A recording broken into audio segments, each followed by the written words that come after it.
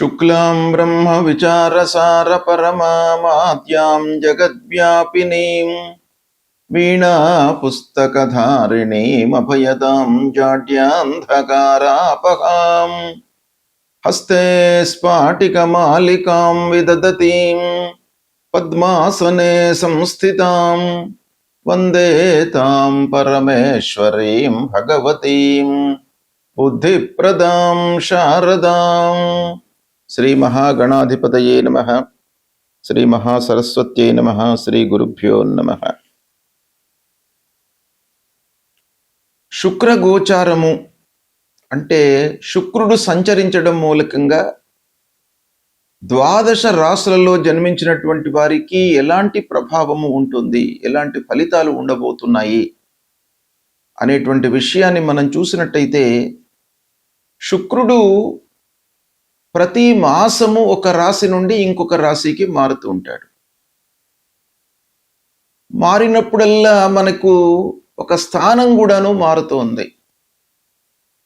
ఉదాహరణకి జన్మస్థానంలో ఉన్నటువంటి శుక్రుడు రుజుమార్గంలో ప్రయాణం చేస్తున్నట్టయితే ద్వితీయ స్థానంలోకి వెళ్తాడు. ఇలా స్థానము మారుతూ ఉన్నప్పుడు మనకు ఆ శుక్రుడి మూలకంగా ఎలాంటి ఎఫెక్ట్ ఉంటుంది, ఎలాంటి ఫలితాలు ఉంటాయి అనే విషయము చాలా ముఖ్యమైనటువంటిది. శుక్రుడు చాలా ప్రధానమైనటువంటి గ్రహము.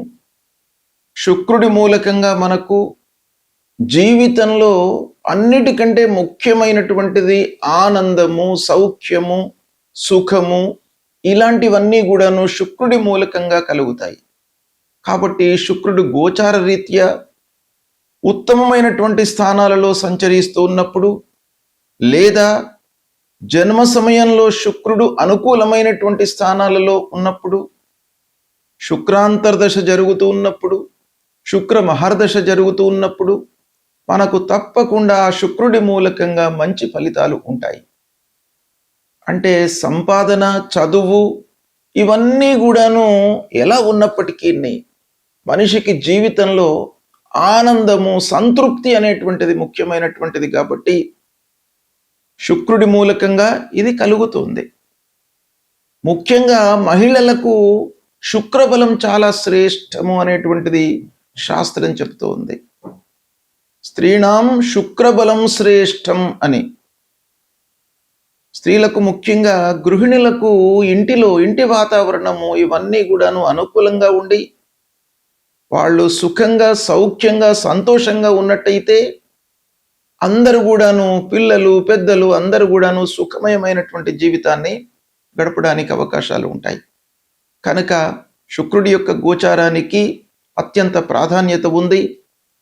అయితే ఈ శుక్రుడి గోచారం మూలకంగా ఎలాంటి ఫలితాలు ఉన్నాయి అనేటువంటి విషయాన్ని మనం తెలుసుకుందాం.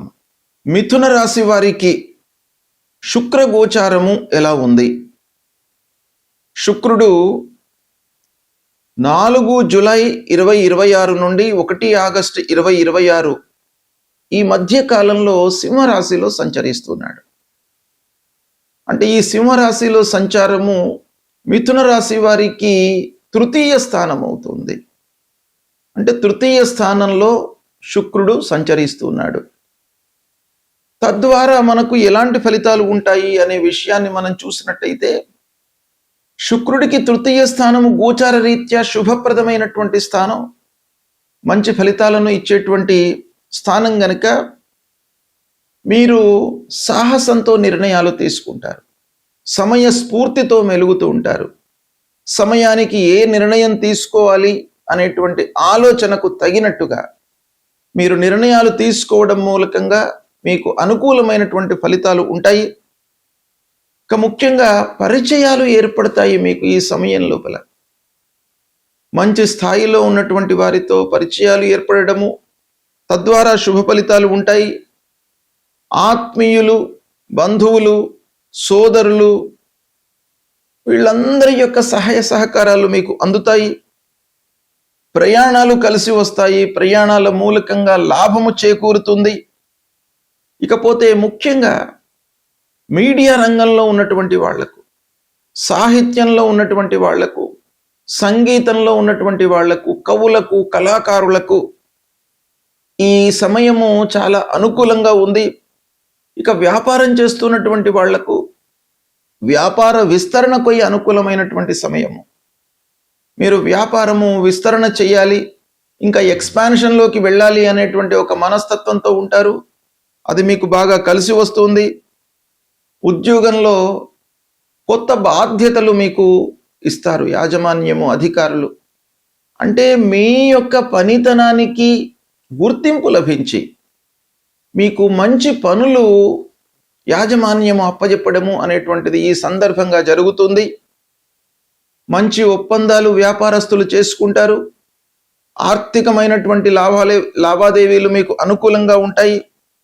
ఆర్థిక పరిస్థితి మెరుగుపడుతుంది. మిత్రుల యొక్క సహాయ సహకారాలు లభిస్తాయి. ఇక కళారంగంలో ఉన్నటువంటి వాళ్లకు ముఖ్యంగా వాళ్ళ యొక్క ప్రతిభకు గుర్తింపు లభిస్తుంది. తద్వారా మీకు కొత్త అవకాశాలు వస్తాయి. ఆర్థికంగా మీరు బలపడతారు. ఇకపోతే కొన్ని వాక్చాతుర్యంతో మీకు పనులు నెరవేరుతాయి. అంటే మీ మాట యొక్క ప్రభావం మూలకంగా పనులు నెరవేరేటువంటి అవకాశం బాగా ఉంది. అనవసరమైనటువంటి ప్రయాణాలు కూడాను ఒక పక్కన పెరుగుతాయి. వాటిని మీరు కట్టడి చేసుకున్నట్టయితే ప్రయాణాల మూలకంగా లాభం కనబడుతుంది. ఈ సమయంలో అహంకార ధోరణి, ఎదుటి వాళ్లను చులకనగా చూసేటువంటి భావము, ఇవి తగ్గించుకోవాలి. ఈ సమయంలో 3వ స్థానంలో ఉన్నప్పుడు మన లోపల అహంకార ధోరణి బాగా పెరుగుతుంది. తద్వారా ఏమవుతుంది? అహంకారము అన్ని అనర్థాలకు కారణం గనక దాన్ని తగ్గించుకోవడానికై మనం ప్రయత్నాలు చేయాలి. వాస్తవ స్థితికి అనుకూలంగా మనం ముందుకు వెళ్ళినట్టయితే మీకు బాగా కలిసి వస్తుంది. కుటుంబ సభ్యుల యొక్క సహాయ సహకారాలు అందుతాయి. ఆరోగ్యము నిలకడగా ఉంటుంది. ఈ విధంగా మిథున రాశి వారికి 4 జూలై నుండి 1 ఆగస్టు మధ్య కాలంలో శుక్రుడి యొక్క సంచారము చాలా అనుకూలంగా ఉంది గనక దీన్ని సద్వినియోగపరచుకోండి. శుభ ఫలితాలను పొందుతారు. శుక్రుడు ప్రతికూలంగా ఉన్నప్పుడు మనము పరిహారాలను చేసుకోవాలి. ప్రతికూలమైనటువంటి ఫలితాలు అనంటే గోచార రీత్యా 6, 7, 10వ స్థానాలలో సంచరిస్తున్నటువంటి సమయంలో, లేదా శుక్రుడు శత్రుస్థానంలో సంచరిస్తున్నటువంటి సమయంలో, జన్మ సమయంలో దుస్థానాలలో ఉన్నప్పుడు, వీటన్నిటినీ కూడాను మనము దృష్టిలో పెట్టుకొని శుక్రుడికి సంబంధించినటువంటి పరిహారాలు చేసుకోవాలి. శుక్రుడు చాలా ప్రధానమైనటువంటి గ్రహము. మనకు ఆనందాన్ని, సౌఖ్యాన్ని జీవితంలో ఇచ్చేటువంటి గ్రహము కాబట్టి శుక్ర బలము అనేటువంటిది చాలా ముఖ్యం. కనుక శుక్రుడి పరిహారాలు తప్పకుండా చేసుకోవాలి. ఏం చేయాలి శుక్రుడి కొరకై, ఆ శుక్రుడి యొక్క అనుగ్రహాన్ని పొందడానికి అనేటువంటి విషయాన్ని మనం చూసినట్టయితే, ప్రతి శుక్రవారం కూడాను మహాలక్ష్మి అమ్మవారిని మీరు పూజించండి. ఆ మహాలక్ష్మి అమ్మవారిని పూజించేటువంటి సమయంలో, ఆరాధన చేసేటువంటి సమయం లోపల తెల్లని పుష్పాలను మీరు వినియోగించండి అమ్మవారి కొరకు. అంటే మల్లెలతో అమ్మవారిని ఆరాధించండి, అర్చన చేయండి. మహాలక్ష్మి అష్టోత్తరాన్ని మీరు పారాయణం చేయండి. శ్రీ సూక్త పారాయణం చేయండి. ముఖ్యంగా స్త్రీలకు, మీరు ముత్తైదువులకు తాంబూలాలు ఇచ్చుకోండి. తెల్లని వస్త్రాన్ని దానంగా ఇవ్వండి. ఇక పిల్లలకు, చదువుకునేటువంటి విద్యార్థులకు పుస్తకాలు కానివ్వండి, పెన్నులు కానివ్వండి, లేదా వాళ్లకు ఉపయోగపడేటువంటి సలహాలు చదువు కొరకై మీరు చేయండి.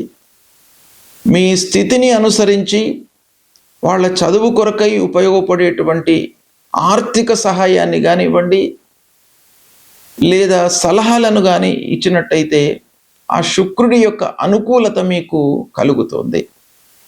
ముఖ్యంగా శుక్రుడికి సంబంధించినటువంటి మూల మంత్రాన్ని చదువుకోవడము, అమ్మవారిని యొక్క దేవాలయానికి వెళ్ళి అమ్మవారిని ఆరాధించడము, అర్చించడము మీరు చేసినట్టయితే చాలా మంచి పరిహారాలు కలుగుతాయి.